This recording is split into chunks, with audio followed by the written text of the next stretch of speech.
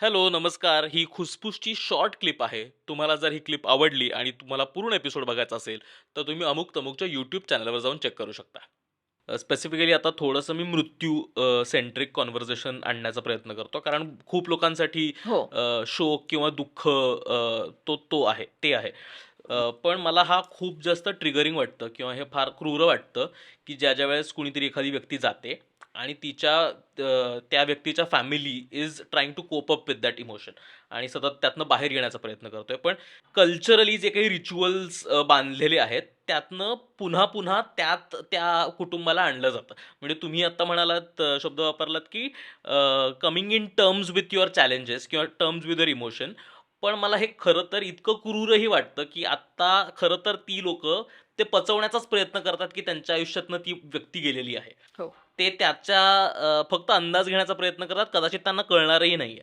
आणि पुढचे रिच्युअली म्हणजे जवळपास सगळ्याच जाती धर्मांमध्ये साधारण असं असतं, की 10-12 दिवस लोकं आहे. नंतर लोकं जाऊन भेटतात. पुन्हा-पुन्हा त्याच्याबद्दल बोललं जातं. आणि आणखीन आपण त्यात अडकत जातो, गुंतत जातो आणि सतत तेच येत राहतं. तर त्याच्याबद्दल आपण बोलू हो, शकलो. हो.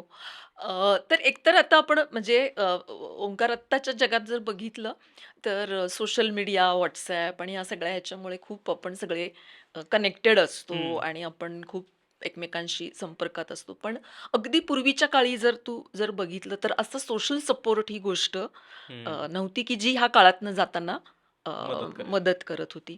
आणि त्यामुळे कदाचित हे सगळे रिच्युअल्स आणि ह्या सगळ्या गोष्टी, की ज्याच्यामध्ये समाज, नातेवाईक ह्यांचा खूप सहभागाने त्या गोष्टी होत हं. होत्या त्या काळामध्ये आणि ते कदाचित त्या काळाची ती डेफिनेटली गरज गरज होती. होती, की जेणेकरून सगळे एकत्र येतील, गेलेल्या व्यक्तीला अ, एक काय म्हणूया गुड बाय आधार. आधार आणि गेलेल्या व्यक्तीला एक गुड बाय म्हणणं अच्छा, हां. आणि जी व्यक्ती शोकातनं जाते तिला आधार देणं, त्या कुटुंबाला आधार देणं, हा ही त्या काळाची कदाचित गरज होती. पण ह्या सगळ्याची आणि प्रत्येक धर्मात आणि ह्याच्यात बरेच रिच्युअल्स आणि ह्या सगळ्या गोष्टी डेफिनेटली सांगितल्यात. त्याच्या डिटेल्समध्ये आपण जायला हं, नको. हं. पण प्रत्येक धर्मात काय करायला हवं, ह्या गोष्टीला कसं सामोरं जायला हवं, ह्याची काही एक मांडणी केलेली आहे. केलेली आहे. पण एक आहे, की जेव्हा ती जी रिच्युअल्स आहेत, अ, तर त्या रिच्युअल्समधनं तुम्हाला ना काहीतरी एक ठोस पद्धतीने काहीतरी करण्याची संधी मिळते. ओके. हं.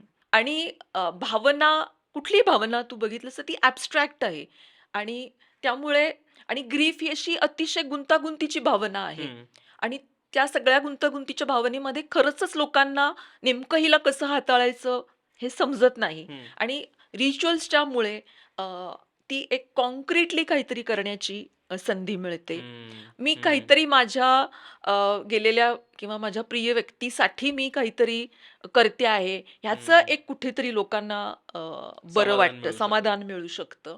आणि ते सगळे जर बघितले तर म्हणजे की म्हणजे तुम्ही त्या व्यक्तीला एक म्हणजे आता जा तू अशा अशा पद्धतीचाच तो हे असतो. एक निरोप समारंभासारख्याच त्या हो. गोष्टी असतात, की तो आत्मा असतो असं समजलं जातं आणि मग त्याला आपण जा असं म्हणतो. तर आत्ताच्या काळामध्ये म्हणजे मला असं सजेस्ट करावंसं वाटतं, की अ, अशा धार्मिक किंवा ह्या कर्मकांडावर विश्वास नसणारी अनेक जण असू शकतात. ती करावी किंवा नाही करावी हा अत्यंत वैयक्तिक मुद्दा आहे. पण माझा जर त्याच्यावर विश्वास नसेल, तर आपण आपली रिच्युअल्स करायला पण तयार करायला काही हरकत नाही, हं, की जी मला मदत करतात. म्हणजे मी हं, समजा, की माझी आई गेलेली आहे, तर मी माझ्या आईच्या आठवणीच्या निमित्ताने दर महिन्याला एक झाड लावते. फॉर हं, एक्झाम्पल हं, किंवा मला तिला दिवा लावलेला आवडायचा, तर मी रोज संध्याकाळी दिवा लावते. हं, म्हणजे अशा सुद्धा काही सिंपल गोष्टी असू शकतात, की हं, ज्यांनी मला असं वाटतं, की मी माझ्या गेलेल्या व्यक्ती जी आहे, प्रिय व्यक्ती, तिच्यासाठी मी काहीतरी करते, तिच्यासाठी मी काहीतरी कृतज्ञता व्यक्त करते. हं. मी जर हे केलं तर आपली अशी भावना असते, की त्या व्यक्तीला बरं वाटेल. बरोबर. तर अशी आपली सुद्धा काही रिच्युअल्स जर आपण तयार करू शकलो, तर ह्या प्रोसेसमधनं जाताना कारण कॉन्क्रीटली करतो आपण काहीतरी. बरोबर. मी काहीतरी करते. हं, हं. रिच्युअल्समधनं.